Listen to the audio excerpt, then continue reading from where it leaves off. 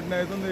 School పిల్లలు వస్తారు, ఇట్లకెళ్ళి మజిద్పురం పిల్లలు వస్తారు, గవర్నమెంట్ స్కూల్ వస్తారు, వాళ్ళు కూడా బంద్ అవుతుంది. ఇప్పుడు హాలిడేస్ ఉన్నాయి కాబట్టి నడిచిపోతుంది. ఈ రోడ్డు కాబట్టి కూడా 20 రోజుల నుంచి ఇట్నే వస్తుంది. ఈ రోడ్డు మీద ఎన్ని గ్రామాలు ఉంటాయి? ఎక్కడ దాకా?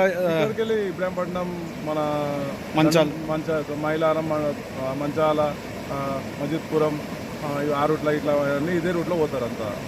అంటే 24 గంటలు రాకపోకలు నడుస్తూనే ఉంటాయి, పెద్ద వాహనాలు, చిన్న వాహనాలన్నీ. రాత్రిపూట లారీలు ఇట్లా అన్నీ పోతుంటాయి, అన్నీ పోతాయి, బండ్లు పోతాయి. వాళ్ళకి తెలియదు చాలా మటుకు. పోలీసు వాళ్ళు హెచ్చరిక వల్ల కొంతమంది సేఫ్గా ఇంటికి చేస్తారు. మరి ఈ ఫ్లైఓవర్ వేయకపోవడానికి కారణం మీరు ఎన్నిసార్లు పిటిషన్ ఇచ్చారు? చాలాసార్లు చేశారు. ఇంతకుముందు మంచిరెడ్డి కిషన్ రెడ్డి గారు కూడా వచ్చి దీన్ని శాంక్షన్ చేశారు. మళ్ళీ చేసిన అన్నారు, ఫండ్ ఇంకా రిలీజ్ కాలేదని చెప్పారు. మళ్ళీ మాకు ఎంఆర్ఓకి ఏమైనా ఇచ్చారా? ఇచ్చిన ఎంఆర్ఓ సార్ కూడా చెప్తే, ఎంఆర్ఓ సార్ కూడా ఒకసారి 2 సార్లు వచ్చి చూసిపోయేది. రెవెన్యూ పంచాయతీ సెక్రటరీ గారు వాళ్ళందరూ వచ్చి చూపించి వెళ్ళిపోయేది.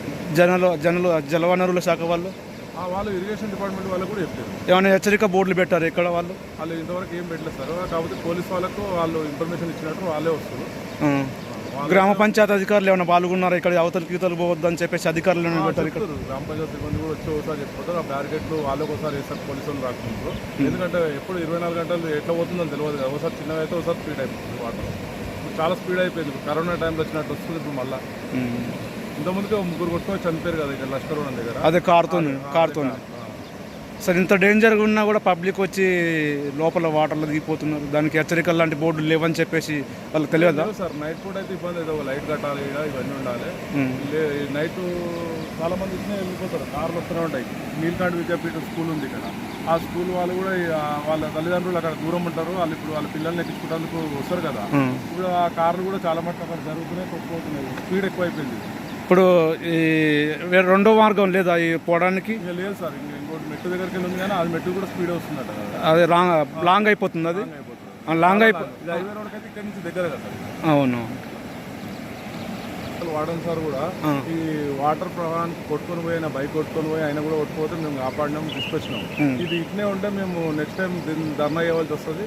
ఇప్పుడు ఎమ్మెల్యే మల్లారెడ్డి గారు కూడా దీని మీద యాక్షన్ తీసుకొని దీన్ని ఇమీడియట్లీ చేపియాలని కోరుతున్నాం. కాంగ్రెస్ గవర్నమెంట్ దీనికి ఇమీడియట్లీ చేపియాలని చెప్పి కోరుతున్నాం.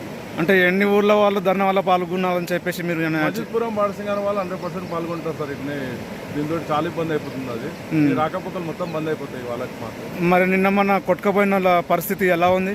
వాళ్ళు సేఫ్గా చేపించినాం సార్. వాళ్ళు బయటకు వచ్చారు, సేఫే ఉన్నారు. మరి నైట్ పూట మీరు ఇక్కడ ఉండలేరు కదా, మరి వాళ్ళు వచ్చే వాళ్ళకి పోయే వాళ్ళకి దారి తెలియదు కదా? ఓన్లీ బ్యారికేడ్స్ వేసి వెళ్ళిపోతారు.